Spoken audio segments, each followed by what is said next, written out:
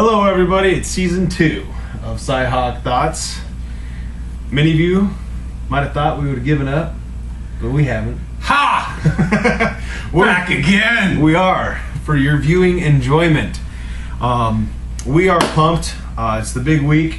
For those of you following on Facebook, you know we didn't really have anything planned for last week, but we made it through that. We're here for the big game coming up this Saturday at Kinnick Stadium, 2:30. If you're not eligible to be at the game, then Big Ten Network, right? Absolutely. And so, do you know who's commentating that game yet, by the way? I don't. I'm trying to think who. Hopefully it's Wayne Larrabee and Chris Martin. Well, But I don't know. is there any other games bigger than this in the Big Ten this week? No. Okay.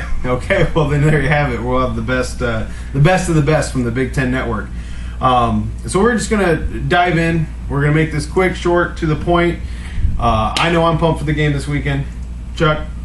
Hey, and quick introductions here. Some of you are seeing us probably for the first time. This is our second year, CyHawkThoughts. Yeah. This is Steve Myers. He is the brainchild of CyHawkThoughts. My name is Chuck Utek. It's great to be a part here. Obviously, as you can see, Steve's going to represent Iowa State point of view. I've got the Hawkeye point of view. We're going to grill each other back and forth. We have a lot of fun. It's interactive. Follow us on Twitter. Follow us on Facebook. You can go to caffeinatedthoughts.com. You can see our articles there as well. A little bit of background. Basically, how we got started, now that we're starting season 2 here. We started up at Caffeinated Thoughts. I was able to write about sports, and in particular Iowa State. I wanted to give the Hawks their fair share as well. Brought on Chuck Utek here, a very good friend of mine and Hawk fanatic, as well as just well-rounded in sports in general. And that's why we came together, and hopefully you'll enjoy season 2, and we'll kind of get started from here. Yeah, we have a lot of fun. We hope you do too. Follow us all football, all college basketball. Basketball as well. We'll try to get some more guests in, like we had Nate Blair here last year for the Royce White Orchard Place. But yeah, let's get started here. Obviously, we had a couple games within the state take place last weekend. Chuck, we'll start with you. Let us know your thoughts about the Iowa Northern Illinois game. And what we're going to do is we're going to do a new section called 3 and Out.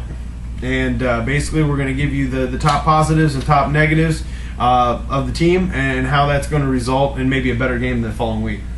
Absolutely. 1, 2, 3. Number 1. Iowa, 18-17 winners for those of you who may not have seen the game or just getting back in the state. Or I guess. Who wouldn't have known? Yeah. It was the first game of the year. But 18-17 winners, nail biter, down 17-9 for a long while. First thing I'm going to talk about is defense. Defense came to play. They did really good against Northern Illinois. Northern Illinois last year averaged 470 yards. Yeah. Granted, that's in the MAC, but who didn't put up big numbers in the MAC last year? Exactly, but still 470 yards is Yeah. 470 It yards is. in D1, and Hawks held them to about half of that. And granted, 73 of it came on one run, Yeah. which outside of maybe a poor angle from Tanner Miller, that was just great play by Northern Illinois. And that dude was shy of a cannon, and no one was going to catch him. But defense, all in all, played really good. So Good to hear. I'll take that. They locked down when they had to. It's going to be real interesting to see if they can use some of those same principles against Iowa State.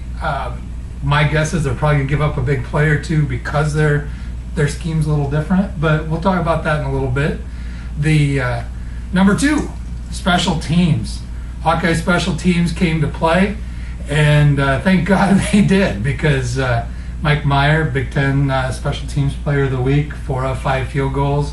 He still looks like a deer in headlights when he's out there kicking. He's all, but it goes in. He makes them, He and goes especially back the in. last one, because that literally was with that wind howling in. He had to kick it 20 yards one way, so to blow back between. And Was that a 50-yarder? Or was that the 50 prior to that? Before that, Okay. yeah. Okay. But still, solid. Good job out of that guy. And good job, special teams. Castillo, big down punt at the 1-yard line. Micah Hyde being real smart with that ensuing punt, getting it to about the 23 or so. Good job, special teams. Way to go. It's going to be key next week as well against Iowa State. Special teams. that can make or break, and we've seen it in Iowa State games before. Yep. Field goal kicking is crucial. Shaggy.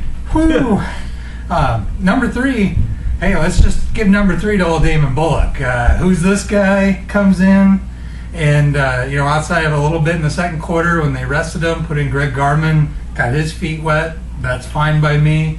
30 carries. That's a lot. That's a lot I think of he carries. had That's low. 10 carries his whole career. Had 30 in that game, 150 yards. The big third down call. Greg Davis surprises everybody. He'd been kind of in a pattern. All of a sudden, third down. We're all expecting pass. Blitz coming in. No, just run off tackle. Nice. Touchdown, game winner. Bring on Iowa State. 3 and out. Anything you got to work on? Oh yeah, there's a lot to work on. Offensive stands line. Offensive line. They're gonna have to pick up the blitzes better. Okay. They gave up 6 sacks. Iowa State, their linebackers, they should be, not should be licking his chops. He's seeing that, watching the films. A good week of film study because both teams are kind of familiar with each other, but still, they need a better blitz pickup. Gotcha. Well, it sounds like it was a fun nail biter. Whew. And in Chicago as well. At Soldier Field, a win is a win is a win, and move on. Sounds good. On the Iowa State side, 3 and out. Played a pretty good Tulsa team. Quite like Northern Illinois, who I'm guessing is probably going to be close to the top of the MAC. You're going to see Tulsa close to the top of the Conference USA this year.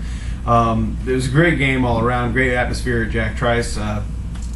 Best opening crowd in Iowa State history. Nothing to laugh about there. That's just a sign of a growing community, a growing atmosphere at Jack Trice. So a little shout out to Jamie Pollard for what he's been able to do at Iowa State so far. And Jamie Pollard, put this guy in on those commercials talking about your point of view at the games, because this guy can tell you. Yeah, and I had some friends that were in that commercial, so I'll let them have the limelight for a while.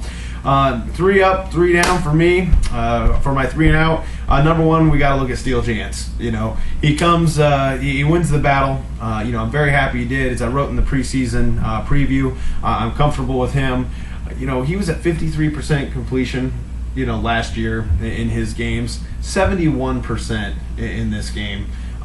That's a dramatic increase, and if he can keep that up, that's going to bode very well for Iowa State. He only had 1 interception. It should have been probably caught by the wide receiver. He got 2 hands on it. I've always been told, and I could be totally wrong, but if you get 2 mitts on the ball, you bring that ball in.